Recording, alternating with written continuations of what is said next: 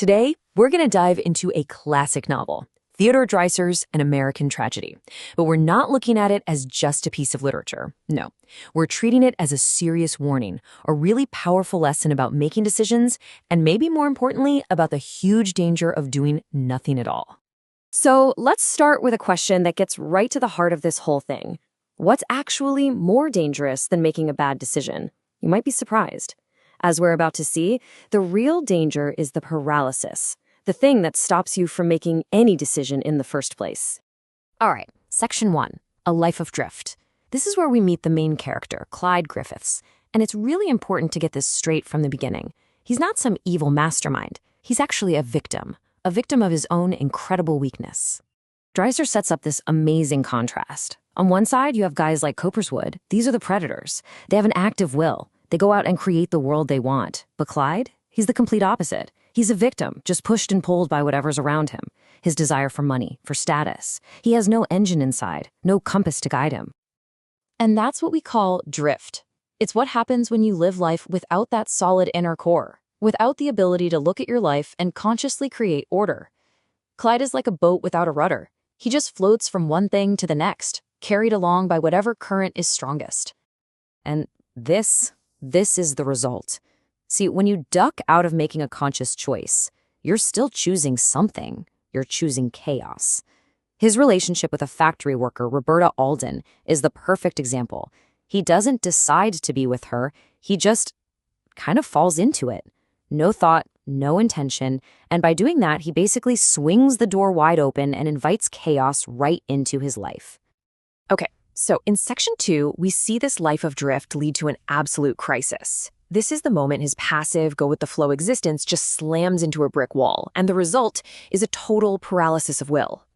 So here's the trap Clyde finds himself in. On one side, you've got Roberta, who is now pregnant.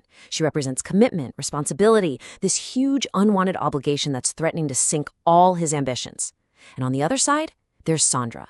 She's the rich girl, the dream, the high-status future he wants so badly. He's caught right in the middle, and he can't choose.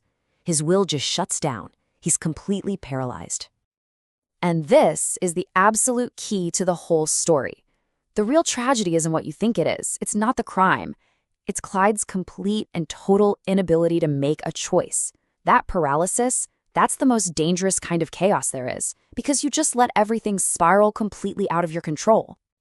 Which brings us to the climax of the entire story, this moment of fatal inaction. Clyde takes Roberta out on a boat in a remote lake. He has this vague, half-formed plan to drown her, but he can't do it. He can't bring himself to act. He just sits there, frozen. You have to get this. His indecision in that boat, it wasn't him being neutral. It wasn't him taking some middle path. In that one critical moment, his failure to do anything was a choice. It was a vote for chaos. And his fear, his inaction, it causes the boat to flip, and Roberta drowns. He didn't have to be a killer. His paralysis did the job for him. And now, in Section 3, we see what happens next. It's inevitable, right? Chaos gives its verdict, and Clyde has to pay the price for doing nothing. I mean, look at this breakdown. It's a straight line. His internal paralysis of will leads directly to the tragedy on the lake. And the result of that? He loses every last bit of external control. He is completely swallowed up by the system.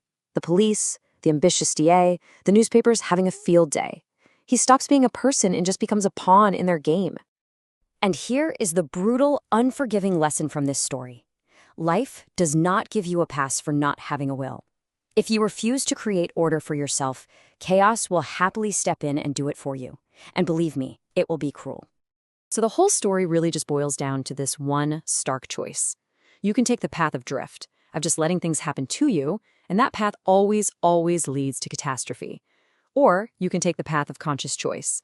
That little symbol there, delta S, just think of it as a deliberate choice to change things. It's the act of will that creates stability and order where there was none before. So if that's the problem, what's the solution? Well, that brings us to our final section, the code of choice. If drift is the poison, then we need an antidote to chaos. We need a proactive code for living. You know, it's a really common trap to think that by not choosing, by feeling powerless, you're somehow off the hook, that you're not responsible for what happens. Clyde definitely felt that way, but it's a complete illusion and a dangerous one. In fact, it's the exact opposite. Giving up your will to chance doesn't get you out of responsibility. It maximizes it. You become responsible for the worst possible outcome for the very chaos you allowed to take over. So the solution is to have a framework, a personal code that forces you to make conscious choices at every turn, a system that prevents the kind of paralysis that absolutely destroyed Clyde Griffiths. So, how do we actually build this code? Well, think of it like developing your own personal navigator. Now, the name on the slide sounds a little technical, but the core idea is what's really important here. It's about creating a tool for yourself, a way to activate your will, to establish your own law of conscious choice, and to design a kind of operating algorithm for living a life of order instead of chaos. And that leaves us with one final question to take away from all this. As you go about your day, think about the next decision you have to make, whether it's big or small. Are you going to make a conscious choice? Or are you just going to leave the door open for chaos?